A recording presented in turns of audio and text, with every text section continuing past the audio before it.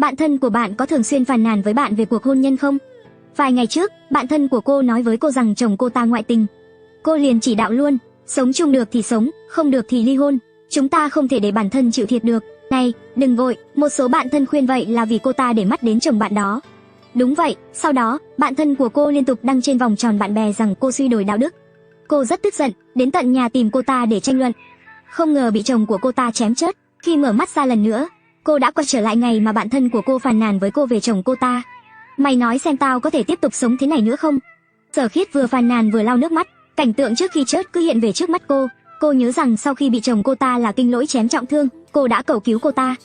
Kết quả là cô ta không những mắng cô là đáng đời, mà còn bày mưu tính kế cho Kinh Lỗi giết cô khi cô đang hấp hối. Cô không ngờ rằng Sở Khiết, người luôn yêu thương mèo hoang lại độc ác đến vậy. Sở Khiết cứ tự nói một mình rất lâu, cô nghe càng lúc càng không kiên nhẫn, chuyện này đơn giản. Nếu mày thực sự cảm thấy chồng mày có lỗi với mày thì cứ giết hắn đi. Sở Khiết giật mình, đừng đùa nữa. Tao không đùa, tao nói thật, dạo này mày xem nhiều phim trinh thám quá rồi đấy. Mày xem mày lại mềm lòng kìa, mày hãy nhớ lấy, ly hôn còn hơn để hắn có cơ hội ra ngoài làm hại người khác. Sở Khiết đột nhiên đẩy mạnh cô ra, thật vô lý. Không có kẻ thứ ba thì đàn ông làm sao ngoại tình được. Nếu muốn giết thì phải giết kẻ thứ ba đáng ghét đó. Quả nhiên chỉ cần cô thay đổi thái độ thì bộ mặt thật của Sở Khiết lập tức lộ ra. Ồ, mày nghĩ vậy sao? Được thôi, tốt nhất là giết luôn cả bố mẹ chồng của mày luôn đi. Cô cười vỗ vai Sở Khiết, tất cả những ai cản trở mày đều nên bị dọn sạch. Sở Khiết trừng mắt nhìn cô một lúc lâu, đùa quá trớn rồi đấy, mày cũng thật là, bình thường lúc này không phải đều khuyên tao nên ly hôn sao? Sao bây giờ lại xui tao chém giết thế? Thật vô lý, toàn là ý kiến tồi. Nếu đã cho rằng tất cả đều là ý kiến tồi nên đừng có phàn nàn lung tung về chồng mày nữa. Mày nói xem nếu chồng mày biết mày nói xấu sau lưng hắn sẽ nghĩ gì? Sở Khiết lập tức ngồi thẳng lưng, mày sẽ không mách chồng tao chứ? Yên tâm, tao không quen Kinh Lỗi nhà mày. Sở Khiết mím môi, đột nhiên nắm lấy tay cô, Giản Lâm.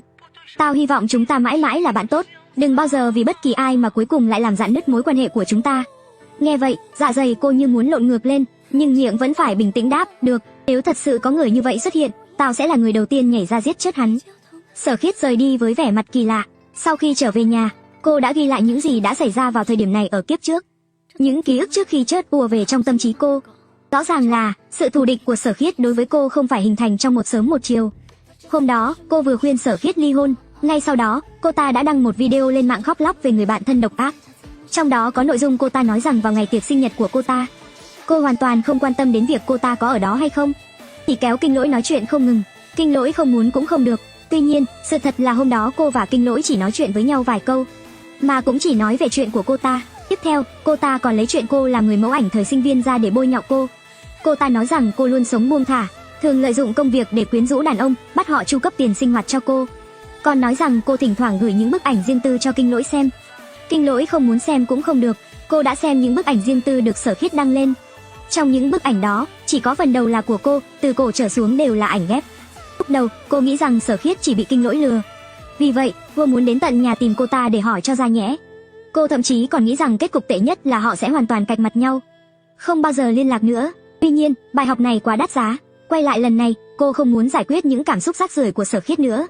Cô ta có thể đối xử tàn nhẫn với cô một lần thì có thể làm lần thứ hai. Vì vậy, tiếp này cô nhất định phải đề phòng. Ngày hôm sau, cô đến cửa hàng làm việc, chuẩn bị điều tra trước về chuyện ảnh của cô bị phát tán. Cửa hàng của cô là một studio may quần áo, cũng có bán hàng trực tuyến. Vì vậy, thỉnh thoảng cô sẽ tự chụp ảnh sản phẩm. Một số ảnh sẽ được chọn lọc để sử dụng cho mục đích thương mại. Số còn lại được cô lưu lại ở trong máy tính ở văn phòng. Những bức ảnh được lưu lại nhưng không sử dụng đến, cuối cùng lại xuất hiện trong video của Sở Khiết. Cô chưa bao giờ cho Sở Khiết xem những bức ảnh này. Dù Sở Khiết thỉnh thoảng đến cửa hàng của cô nhưng chưa bao giờ vào văn phòng của cô. Vậy thì những bức ảnh này có phải do cô ta đánh cắp không? Nếu chỉ để bôi nhọ cô ta không cần phải cố ý đánh cắp những bức ảnh này của cô. Chắc chắn còn vấn đề khác. Lúc này, có một người bước vào. Bà chủ, ảnh mới đã chỉnh sửa xong rồi, cô xem thử đi. Tả Tiểu Huyên là thợ chụp ảnh kiêm thiết kế đồ họa của cửa hàng cô. Ngoài cô ra, cô ta là người tiếp xúc với những bức ảnh này nhiều nhất. Hơn nữa, cô ta không chỉ là nhân viên của cô ta còn là bạn gái của Đinh Kiều, bạn thân của Kinh Lỗi. Cô nhận lấy máy tính của cô ta và xem, chọn một vài bức đẹp rồi xóa hết những bức còn lại. Nên diệt virus cho máy tính thường xuyên.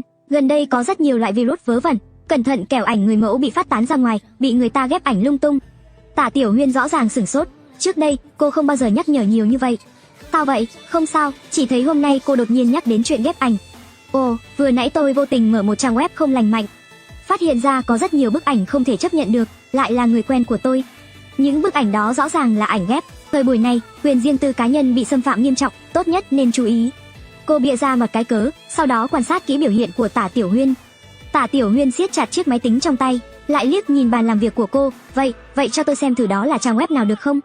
Tôi cũng chú ý một chút. Không được, hả? Máy tính hỏng rồi, vừa nãy khởi động lại, rất nhiều thứ không tìm thấy. Tôi đang chuẩn bị gọi điện cho người đến sửa. Tả Tiểu Huyên không hỏi thêm nữa, quay người rời đi. Cô ta quan tâm đến máy tính của cô như vậy, có phải vấn đề nằm ở máy tính của cô không? Cô cẩn thận kiểm tra tất cả các phần mềm trên máy tính. Một lúc sau, cuối cùng cũng tìm thấy một ứng dụng đáng ngờ trong một thư mục không dễ thấy. Đây hẳn là cái gọi là phần mềm điều khiển từ xa. Có phần mềm này thì có thể giám sát máy tính bị điều khiển. Cô không báo động cho bất kỳ ai mà gọi ngay cho cảnh sát. Sau khi cảnh sát đến, cô thấy Tả Tiểu Huyên vội vã chui vào nhà vệ sinh. Một lát sau, Sở Khiết gọi điện cho cô, giọng điệu rất lo lắng. Giản Lâm, nghe nói cửa hàng của mày có rất nhiều cảnh sát. Có chuyện gì vậy? Cô và cảnh sát đang xem camera giám sát nhìn nhau. Không có gì. Cửa hàng bị trộm. Ồ, thế à? Sao mày biết cửa hàng của tao có cảnh sát đến? Tiểu Huyên nói cho mày biết à? Cô ta lo một mình mày không giải quyết được nên gọi điện cho tao. Mày không sao chứ? Tao sẽ qua thăm mày ngay. Biết rồi. Cô cúp điện thoại, quay người lại, vừa khéo đối mặt với Tả Tiểu Huyên vừa bước ra khỏi nhà vệ sinh. Bây giờ cô nói luôn thì sẽ có lợi cho cả cô và tôi. Cô mở lời thẳng thắn, không muốn tốn nước bọt. Tả Tiểu Huyên hoảng hốt, tôi không làm gì cả. Đừng vu oan cho tôi. Camera giám sát đã quay rõ cảnh cô cài phần mềm điều khiển từ xa vào máy tính của tôi. Sao nào, có phải bây giờ cảm thấy rất hối hận?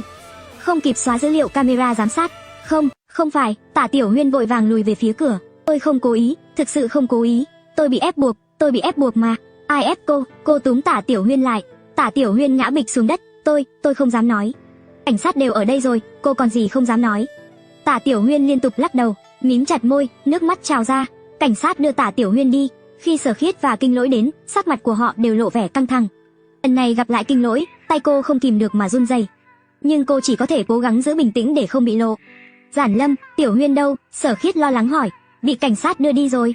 Hả? Tại sao? Cửa hàng của mày bị trộm có liên quan đến cô ta à? Cô ta chính là tên trộm. Kinh Lỗi lạnh lùng nhìn cô. Giản Lâm, dù gì Tiểu Huyên cũng là bạn gái của Đinh Kiều, mọi người đều quen biết nhau, cô nỡ lòng nào nhẫn tâm đưa cô ta vào tù như vậy? Sở Khiết phụ họa theo. Đúng vậy.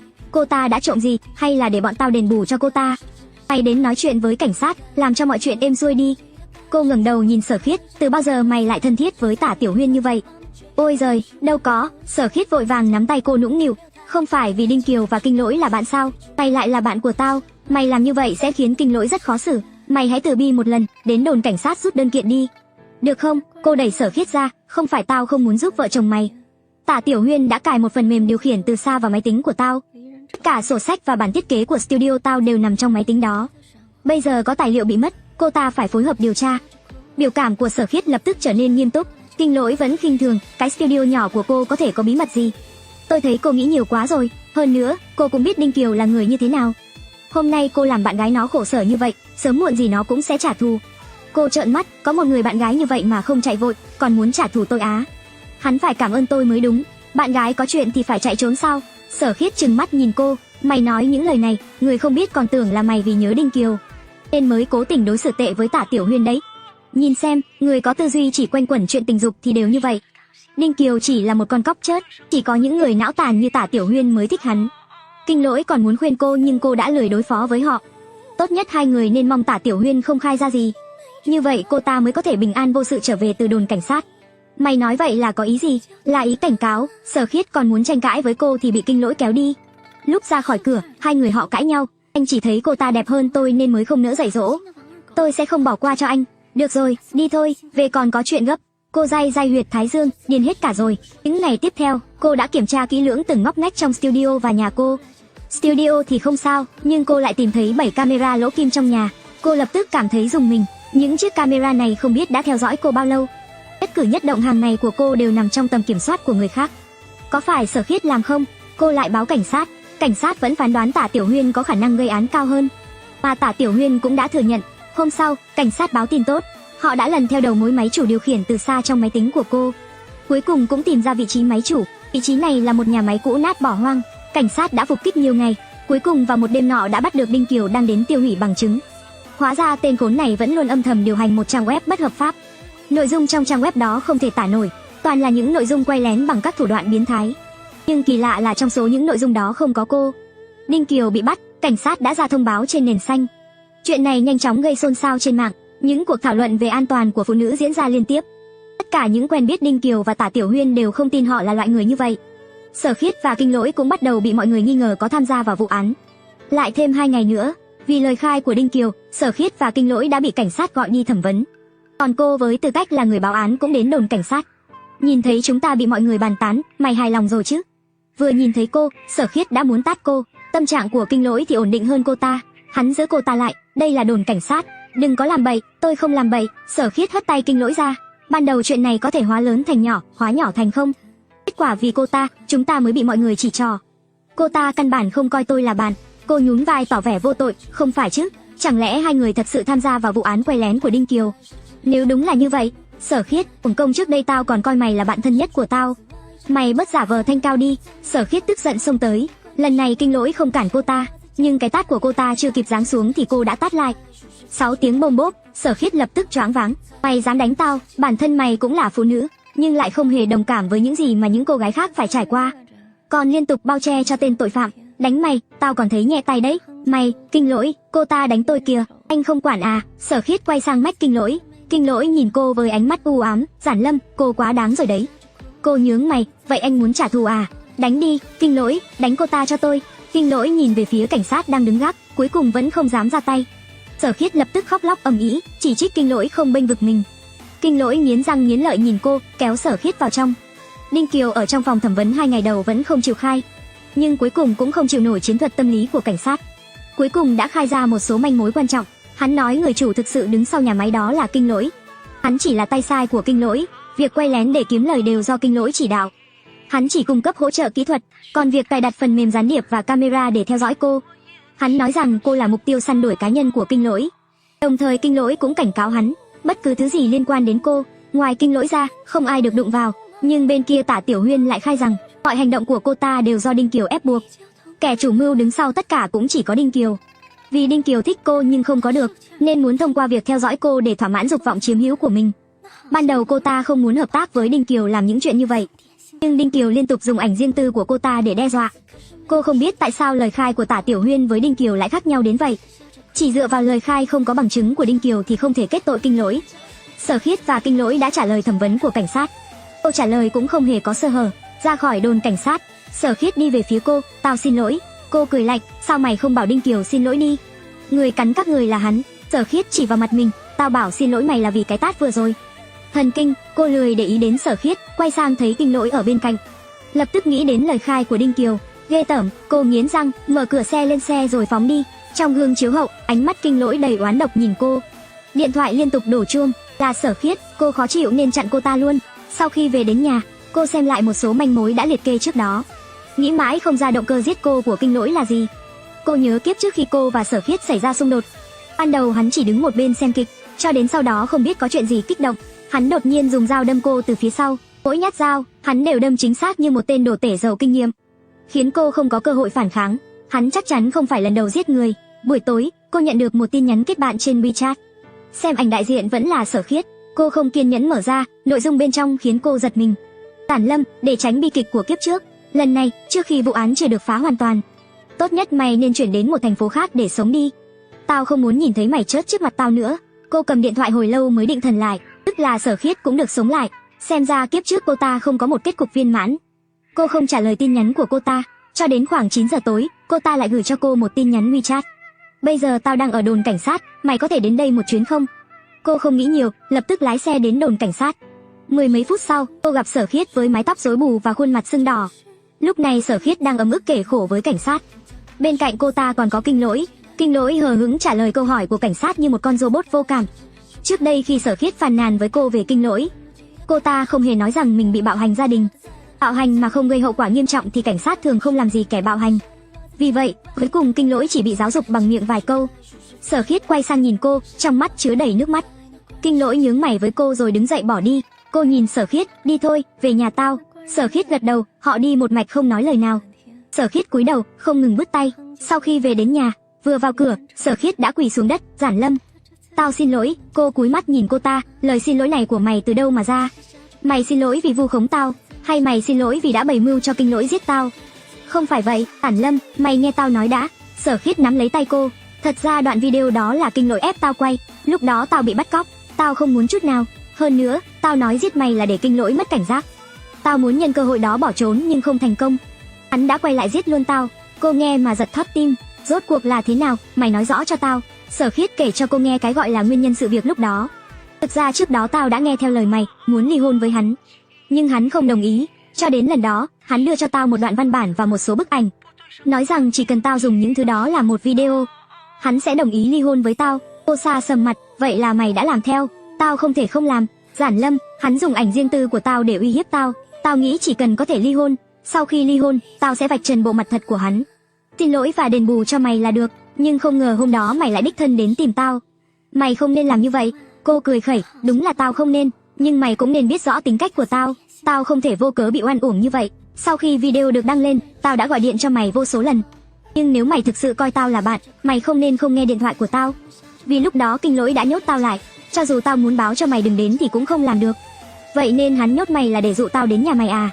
Cô nhìn Sở Khiết, muốn tìm ra điểm đáng ngờ trong lời nói của cô ta. Tao biết tao nói những điều này, mày vẫn không tin tao. Mày chắc chắn cũng đang nghĩ, nếu tao đã biết người nằm cạnh mình là loại người gì, tại sao không nói cho mày sớm hơn? Cô không nói gì. Mày nghĩ tao thần thông quảng đại lắm sao? Kinh Lỗi là người rất giỏi ngụy trang. Đừng nói là tao, ngay cả bố mẹ hắn cũng không biết hắn là một con quỷ. Cô cau mày, còn cả hôm đó mày đến nhà tìm tao, tao đã đánh mày. Thực ra là muốn kéo mày cùng rời đi, nhưng ai ngờ Kinh Lỗi lại đột nhiên ra tay với mày. Tao cũng không ngờ, tao thực sự không ngờ. Cô nhìn Sở Khiết, dừng lại một chút, sau đó thở dài, tại sao hắn lại giết tao? Mày có biết không, vì hắn thích mày. Cô trợn mắt, người thích tao nhiều thật đó. Toàn là biến thái, tao nói thật mà, những điều này là sau này tao mới nghĩ ra. Thực ra Kinh Lỗi đã chú ý đến mày từ rất lâu rồi. Lúc đầu tao nghĩ là vì tao, sau này mới phát hiện ra hắn chỉ đơn thuần là thích mày. Hôm đó hắn dụ mày đến nhà hắn chính là để giết mày, sau đó biến mày thành một mẫu vật hoàn hảo. Chuyện biến người thành mẫu vật này cô chỉ thấy trên phim và tivi. Giản Lâm, tụi mày có tin hay không? Hãy nhớ lời tao, dạo này nhất định phải tránh xa Kinh Lỗi. Lời khuyên này cũng không có hại gì cho mày, chỉ cần hắn bị bắt thì cả tao và mày đều an toàn. Cô từ từ gật đầu, nhìn vết thương trên mặt Sở Khiết. Hôm nay tại sao hắn lại đánh mày? Tao chưa từng nghe mày nói hắn bạo hành gia đình. Sở Khiết cười khổ, tao đoán là vì mày phát hiện ra bí mật của hắn và Đinh Kiều. Điều này khiến hắn rất thất vọng nên hắn trút giận lên tao. Tiếp theo, hắn có thể sẽ không kịp chờ đợi để trả thù mày. Giản Lâm, mày đổi luôn sang thành phố khác sống đi. Còn mày thì sao? Tất nhiên là phải về. Hiện tại cảnh sát vẫn chưa có bằng chứng chứng minh lời khai của Đinh Kiều là thật. Tao phải ở lại để thu thập bằng chứng. Cô lắc đầu, loại án này cho dù tìm được bằng chứng thì cũng không thể kết án hắn mấy năm. Nhưng có thể trốn được mấy năm thì trốn. Sở Khiết kích động nắm lấy tay cô. Giản Lâm, tao thực sự không muốn nhìn thấy mày bị giết vì sự nhu nhược của tao nữa. Mặc dù cô vẫn không thể tin Sở Khiết nhưng lời cô ta nói không sai. Đối với những con quỷ, những người bình thường như cô chỉ có thể trốn tránh.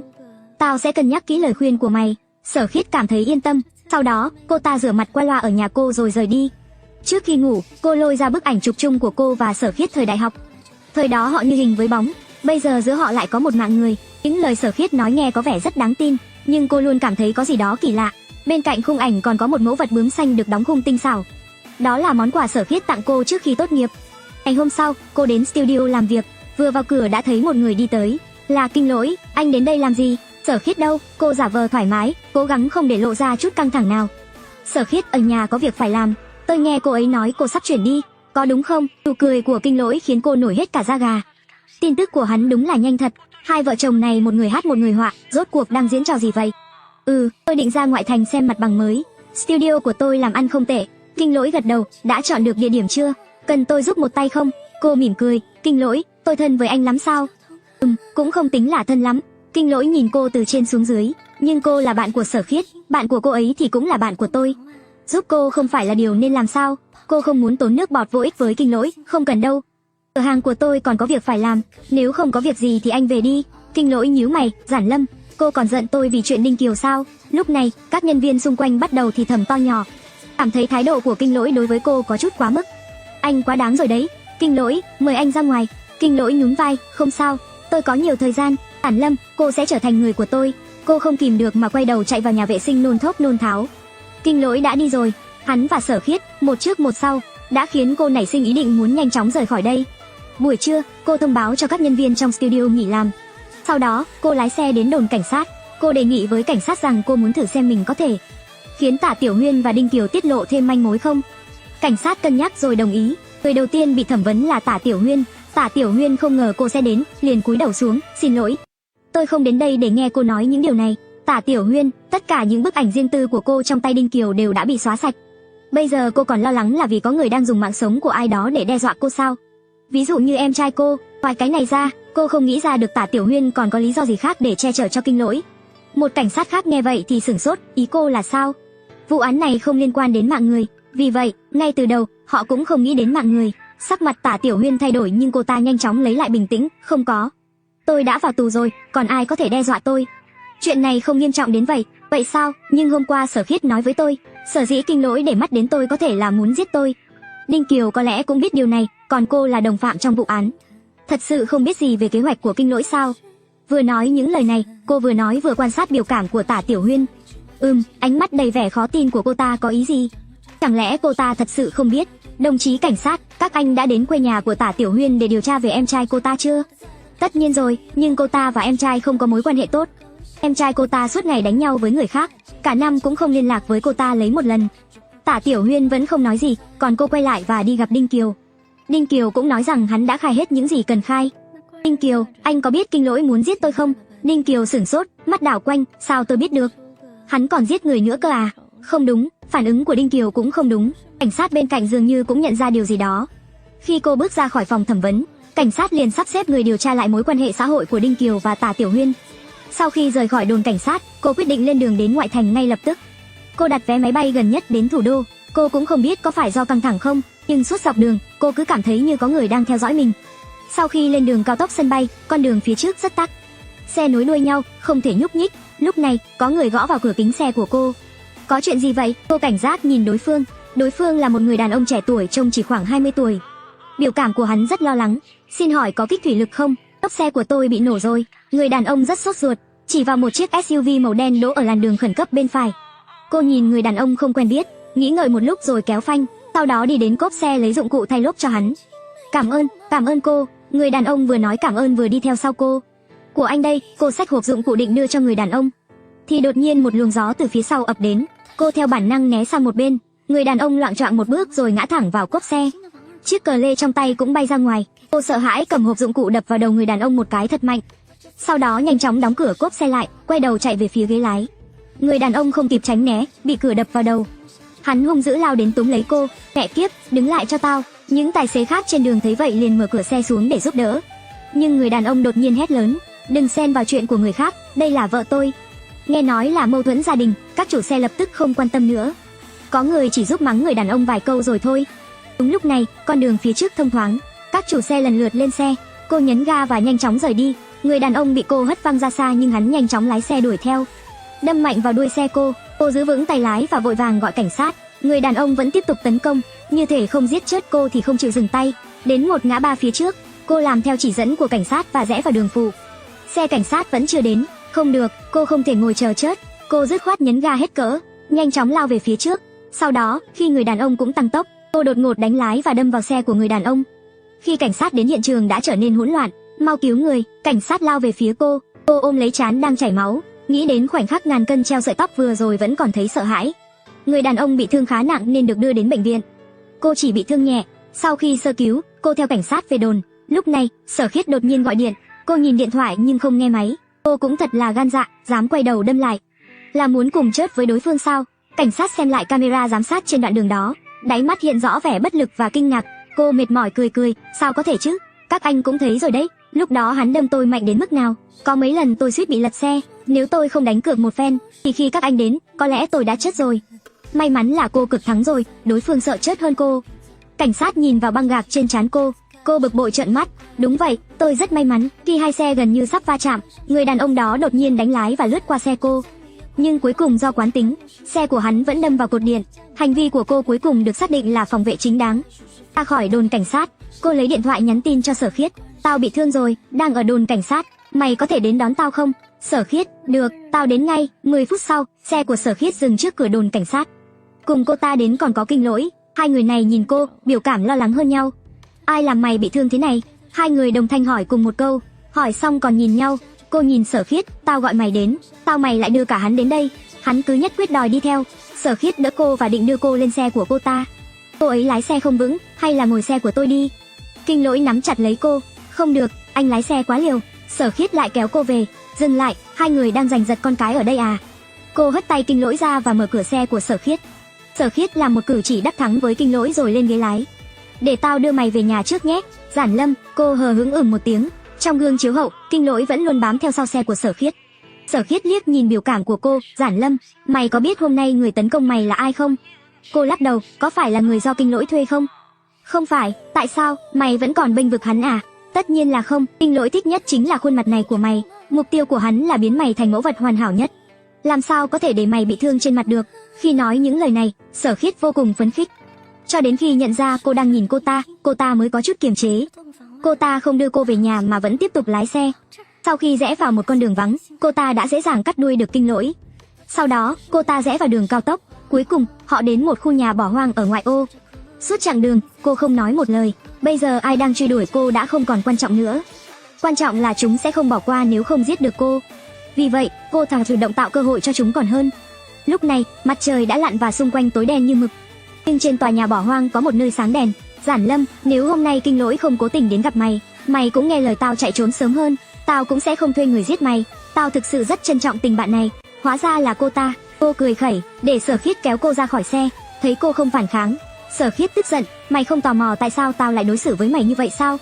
Có gì mà phải hỏi. Kinh Lỗi là mạng sống của mày. Một khi hắn để ý đến người khác, mày chỉ muốn lột da người đó. Đã sống 2 kiếp rồi, tao không thể không hiểu điều này.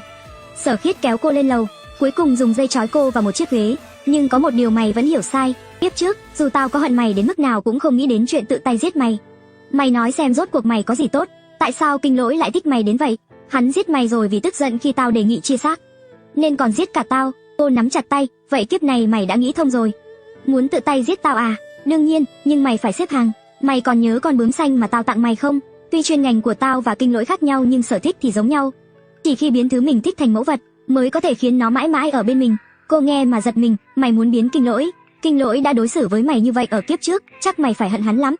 Đừng lo, tao sẽ báo thù cho mày ngay. Tao muốn mày tận mắt chứng kiến tao biến hắn thành mẫu vật. Sau khi giải quyết xong hắn, tao sẽ từ từ hành hạ mày.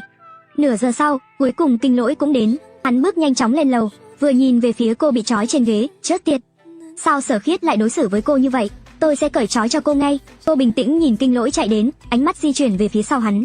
Sở Khiết núp trong bóng tối lao ra đập thẳng một gậy sắt vào đầu Kinh Lỗi. Cùng lúc đó, cô cũng dùng con dao nhỏ giấu trong tay áo cắt đứt sợi dây trói mình.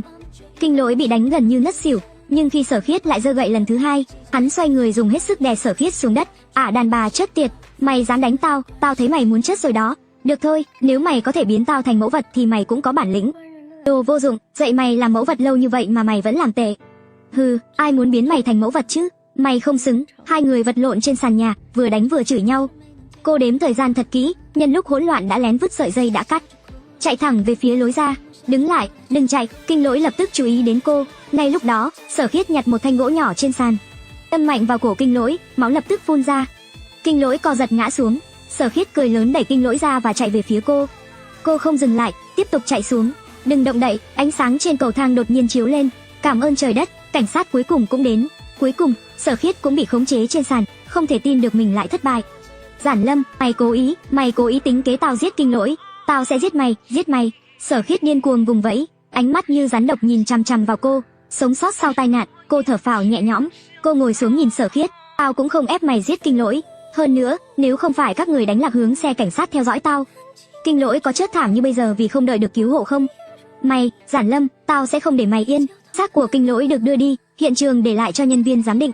Cô và Sở Khiết cùng theo xe cảnh sát về đồn. Không lâu sau, bệnh viện có tin tức, người đàn ông muốn giết cô đã tỉnh. Đối mặt với sự tra hỏi của cảnh sát, hắn đã khai thật toàn bộ lý do được thuê giết cô. Hắn nói sáng nay hắn nhận được một cuộc điện thoại, bên kia yêu cầu hắn theo dõi cô trong mấy ngày nay. Chỉ cần cô và Kinh Lỗi có dấu hiệu gặp mặt là lập tức giết cô. Đến lúc đó, bên kia sẽ trả cho hắn 100 triệu, để giúp hắn trả hết món nợ do nghiện ma túy trước đó. Cảnh sát đã kiểm tra số điện thoại mà người đàn ông cung cấp. Kết quả là số điện thoại ảo, không thể biết được chủ sở hữu là ai. Tuy nhiên, có một điều khiến cảnh sát chú ý, người đàn ông này lại là đồng hương với Tả Tiểu Huyên. Có lẽ là để công chuộc tội, người đàn ông lại nói với cảnh sát, ngôi làng của họ có rất nhiều hộ gia đình đều tham gia vào việc buôn bán ma túy. Địa điểm mua bán chính là tiệm mạt trược rất nổi tiếng ở địa phương. Thú vị hơn là em trai của Tả Tiểu Huyên cũng thường xuyên đến tiệm mạt trược này. Theo manh mối này, cảnh sát đã khẩn cấp thẩm vấn Tả Tiểu Huyên và Đinh Kiều. Thấy mọi chuyện không thể che giấu được, nếu tiếp tục không khai, có thể họ sẽ bị phán nặng hơn. Tả Tiểu Huyên và Đinh Kiều đành phải khai ra. Lời khai này đã kéo theo tất cả tội ác mà Sở Khiết và Kinh Lỗi đã gây ra. Hai vợ chồng không chỉ tham gia sản xuất và buôn bán ma túy, mà còn ngầm cấu kết với Đinh Kiều điều khiển chuỗi ngành công nghiệp quay lén. Họ còn giết hại nhiều sinh viên cùng làng không chịu hợp tác với họ.